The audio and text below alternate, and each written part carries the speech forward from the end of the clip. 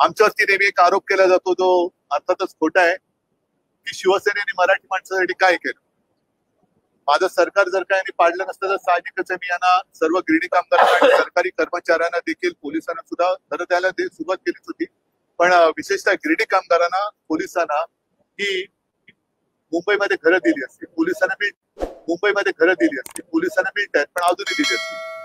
आज आमची हीच मागणी आहे की एका बाजूला गिरणी कामगार हा मुंबई बाहेर फेकला जातोय, त्यांना शेलू आणि वांगडीमध्ये पाठवले जाते आणि धारावीच्या माध्यमातून अदानीला मात्र अख्खी मुंबई आंदण दिली जाते. तर आमची आग्रहाची मागणी आहे की गिरणी कामगारांना धारावीमध्ये घरं द्या धारावीकरांसोबत आणि अदानीचे टॉवर हे शेलू आणि वांगडीला उभे करा. जाऊ द्या तिकडे देवनार डम्पिंग ग्राउंड वरती अदानीने जरूर टॉवर बांधावे, नाहीतरी त्यांना भरपूर टीडीआर मिळालेलाच आहे. तो टीडीआर त्यांनी देवनार डम्पिंग ग्राउंड वरती वापरावा, तो टीडीआर त्यांनी शेलू आणि वांगडीला वापरावा, तिथे सगळे टॉवर बांधा. पण ज्याने हक्कानी मुंबई मिळून दिली त्या गिरणी कामगारांना मात्र तिथे पाठवण्याच्या ऐवजी गिरणी कामगारांना धारावीत घरं द्या. गिरणी कामगारांना कुर्ला मदर डेअरीची जी जमीन ही सुद्धा दिलेली आहे अदानीला, तर तिथे गिरणी कामगारांना घरं द्या आणि अदानीचे टॉवर हे शेलू आणि वांगडीला जाऊ द्या. आमचं काही म्हणणं नाही. देवनार डम्पिंग ग्राउंड वरती अदानीने टॉवर बांधावे, आमची काही म्हणणं नाही. तर अशा या गोष्टी आहेत. आणि शिक्षकांना सुद्धा तुम्ही वाटेल तसं वेडवाकडं इतर कामं देऊन वापरून घेता. म्हणजे मराठीचा मुद्दा आता गरम झालेलाच आहे. नुसता हिंदी सक्तीचा GR त्याचा विरोध करून चालणार नाही. तर मी मराठी माणूस तर एकवटलेला आहेच. आमचं म्हणणं परत परत सांगतोय की कोणत्या भाषेला विरोध नाही पण सक्तीला विरोध आहे. त्याच्यामुळे हिंदी सक्तीच्या GR ला विरोध करून उपयोग नाहीये. तर तो GR काढणाऱ्यांना, तो GR लादणाऱ्यांना, हिंदी सक्ती करणाऱ्यांना आपण विरोध केला पाहिजे. तर हे असे काही मुद्दे आहेत ज्याच्यावरती आता रोज चर्चा चालू. परवानगी नव्हती परवानगी देण्यात आली,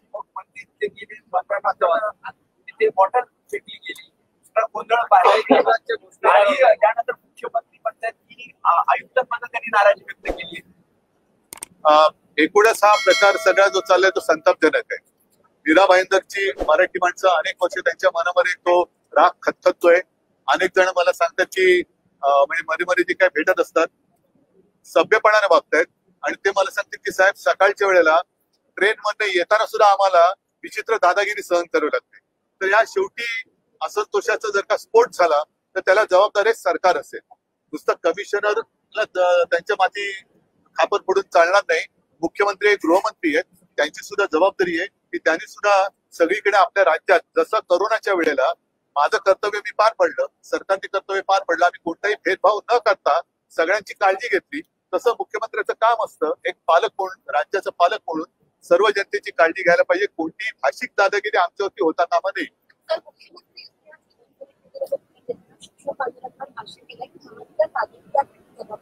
बरं ठीक आहे, पण आता तुम्ही आहात ना, तुम्ही का नाही देत? तुम्ही द्या ना.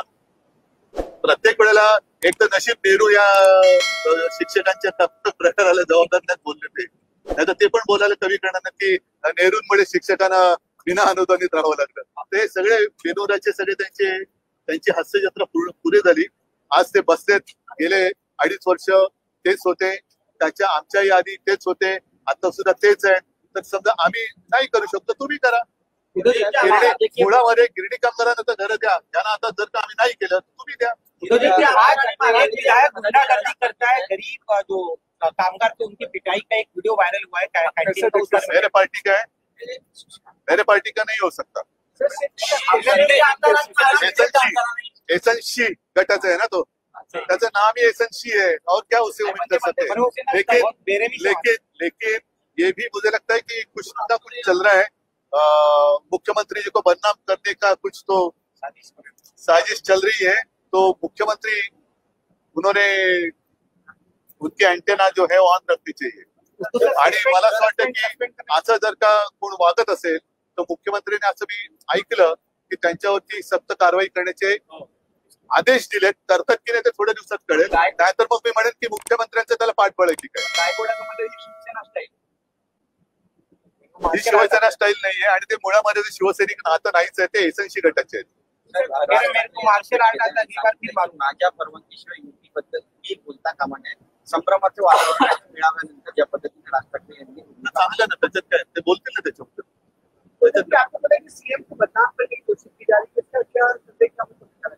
इसका मतलब सीएम को बदनाम करने की कोशिश हो रही है और जानबूझकर ये सारी चीजें चल रही है। एक बड़ी साजिश है, इसके पीछे एक षड्यंत्र मुझे नजर आ रहा है, क्योंकि एसन सिंह का तो दावा था कि वो चीफ मिनिस्टर बने, नहीं बनाया गया, तो उनको तो बेरहमी से वो इंतजार कर। अभी संजय गायकवाड़ कह रहे हैं मुझे मार्शल आर्ट आता है, जूडो कराटे सब आते हैं और फिर मारूंगा।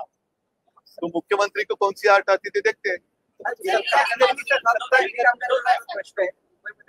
काय ही अशी फालतू लोकांना महत्व देण्यापेक्षा जे गिरणी कामगार आहेत, शिक्षक आहेत, शेतकरी आहेत, या लोकांसाठी हे विधिमंडळ असतं. हे असे जर का लोक त्याचे घ्यायला लागले आणि अशा पद्धतीने वागायला लागले तर मुख्यमंत्र्यांनी त्यांच्यावरती तातडीने कारवाई केली पाहिजे आणि दाखवून दिलं पाहिजे की आमचा कारभार हा कसा आहे. नाहीतर जे मी म्हटलं परवाच म्हटलं की खरा जो भाजप होता त्याचा खून झालाय आणि त्याचे हत्यारे हे सगळे बसलेत की काय असंच वाटतं. विरोधी पक्ष नेता नाही आणि मी काल मागणी केलेली आहे. सन्माननीय सरन्यायाधीश आले होते, त्यांना सुद्धा आम्ही आमची व्यथा सांगितलेली आहे. बघूया काय होतं. परंतु एका गोष्टीचं मला जरा आश्चर्य वाटतं की आपल्या देशात बऱ्याच वेळेला अल्पमतातलं सरकार चालतं, पण विरोधी पक्ष नेतेपदासाठी मात्र खेचाखेच केली जाते किंवा अडवणूक केली जाते. हे विचित्र आहे. सुदृढ लोकशाहीचं लक्षण नाही. म्हणजे मला असं वाटतं की म्हणजे वाटतं कशाला होतच. इंद्रकुमार गुजराल जे पंतप्रधान झाले होते, काय त्यांच्या पक्षाचं काय संख्याबळ होतं, पण तरी ते पंतप्रधान झाले होते. चंद्रशेखर पण झाले होते. असे अनेक देवेगौडा होते. कशाला वाजपेयी जी होते, ज्यांचं सरकार पहिल्यांदा 13 दिवसात पाडलं गेलं होतं, मग 13 महिन्यात पाडलं गेलं. तर अल्पमतातला माणूस सरकार पंतप्रधान होऊ शकतो, अल्पमतातला माणूस हा मुख्यमंत्री होऊ शकतो, पण तुमच्याकडे पुरेसं संख्याबळ नाही, म्हणून विरोधी पक्ष नेते पण कसं नाही आवडू शकतात. विरोधी पक्ष नेता हा सुदृढ लोकशाही मधला एक अत्यावश्यक घटक आहे. कदाचित जर का कधी जसं आता तुम्ही म्हणालात एक एक हे लोकप्रतिनिधी म्हणवणारी लोक हे कसे मस्तवादपणाने वागतायत, तर त्यांच्यावरती अंकुश ठेवायला विरोधी पक्ष नेता हा पाहिजे.